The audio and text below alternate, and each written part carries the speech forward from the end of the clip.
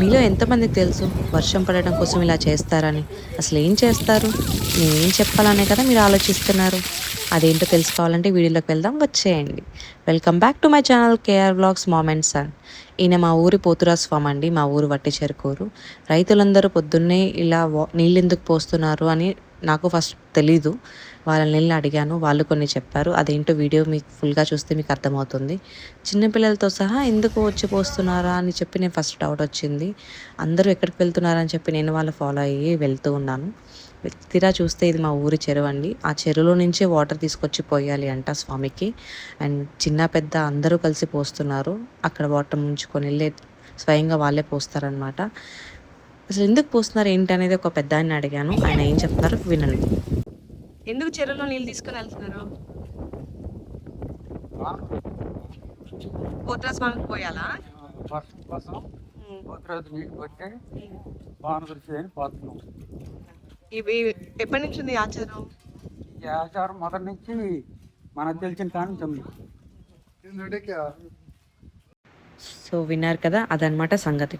పూర్వం ఏంటంటే వర్షాకాలం కోసం రైతులందరూ ఎదురు చూస్తూ ఉండేవాళ్ళండి. ఎందుకంటే సంవత్సరంలో ఆ టైమే వాళ్ళకి పొలం వేసుకోవడానికి మంచి కరెక్ట్ టైం అనమాట. సో వర్షాకాలంలో కూడా వర్షం పడకపోతే ఆ రైతులు చాలా బాధపడుతూ ఉండేవాళ్ళు అనమాట. అప్పుడు కొంతమంది ఏం చేశారంటే వాళ్ళ ఊరిలో ఉన్న ఏదో ఒక స్వామికి వాళ్ళు కొలుస్తూ ఉన్న వాళ్ళకి ఇలా చెరువులో నుంచి నీళ్ళే తీసుకొచ్చి నీళ్ళు పోసేవాళ్ళనమాట. ఆ నీరు ఏంటంటే మళ్ళీ కాలంలో కలిసేంత వరకు పోస్తారనమాట. అది చెరువులో నీరే ఎందుకు అంటే అది స్వచ్ఛమైన నీరు, అది ఎక్కడి నుంచి వచ్చింది కాదు. అండ్ డైరెక్ట్ పైనుంచి వర్షం పడినవి అలా సేవ్ అయిపోయిన ఉన్నాయి మాత్రమే ఆ వాటర్, కాబట్టి ఆ నీరు మాత్రమే వాడాల్సి వచ్చేది. సో అలానే వాడేవారు. అది పూర్వం నుంచి వస్తున్న నమ్మకం. సో వీళ్ళు పోసిన నీరు వాగులో కలిసేంత వరకు పోయాలి అంట. సో అందరూ అందుకే అలా పోస్తూ ఉంటారు. ఆడవాళ్ళతో సహా అందరూ పోస్తున్నారండి. చిన్న పెద్ద రైతులందరూ కలిసి చేస్తారు. ఇది వాళ్ళకి ఎప్పటి నుంచో వస్తున్న ఆచారం అండ్ బలమైన నమ్మకం అనమాట రైతులందరికీ. ఎందుకంటే వర్షంతో ముడిపడిందే కదా మనకి పంట, కానీ ఏదైనా సరే రైతులు లేనిదే మనకి ఏది లేదు, వాళ్ళు వేయందే మనకి ఏది రాదు. సో ఇప్పటి నుంచైనా మనం వాళ్ళని గౌరవిద్దాం. అండ్ మిగతా పనులన్నీ చేస్తున్నారు. మొత్తం వాటర్ అన్నీ పోసిన తర్వాత స్వామికి పసుపు కుంకుమ బొట్టు అన్నీ పెట్టేసి నైవేద్యం అన్నీ పెట్టేస్తారు. అండ్ తర్వాత అందరు కలిసి చలిమిడి ఇవన్నీ పంచుతూ ఉంటారు. వడపప్పు ఇవన్నీ పంచుతారు అన్నమాట అందరికీ. అండ్ 2 డేస్లో వర్షం పడుతుందని చెప్పేసి బాగా నమ్మకం అందరికీ. అదే కంటిన్యూ అవుతుంది. దాన్ని మనం నిలబెడదాం.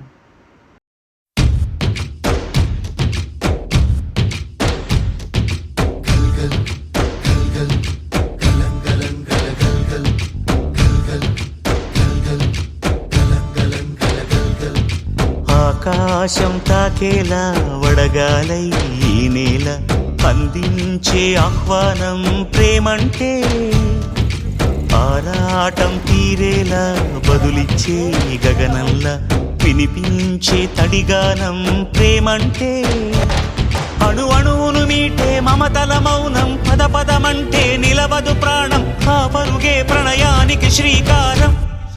దాహంలో మునిగిన చివురుకు చల్లని తన చెయ్యి అందించి స్నేహంతో మొలకెత్తించే చినుకే ప్రేమంటే, మేఘంలో నిద్దురపోయిన రంగులు అన్నీ రప్పించి మాగాణి ముంగిట పెట్టే ముగ్గే ప్రేమంటే.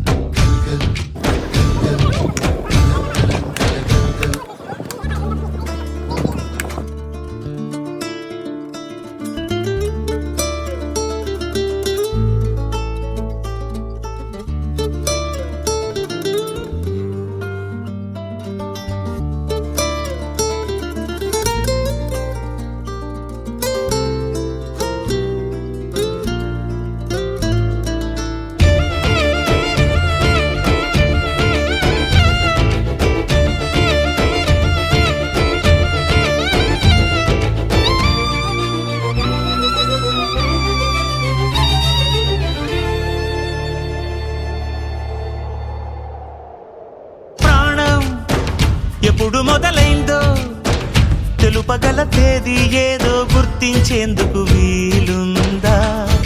ప్రణయం ఎవరి హృదయంలో ఎప్పుడు ఉదయిస్తుందో గమనించే సమయం ఉంటుందా?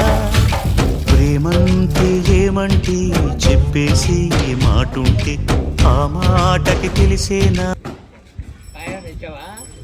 ఫైనల్లీ మా పోత్రస్వామి రెడీ అయిపోయారు, చూసేయండి. వీడియో నచ్చితే కనుక లైక్ చేయండి, షేర్ చేయండి అండ్ సబ్స్క్రైబ్ చేయండి. Thanks for watching the video. Bye bye.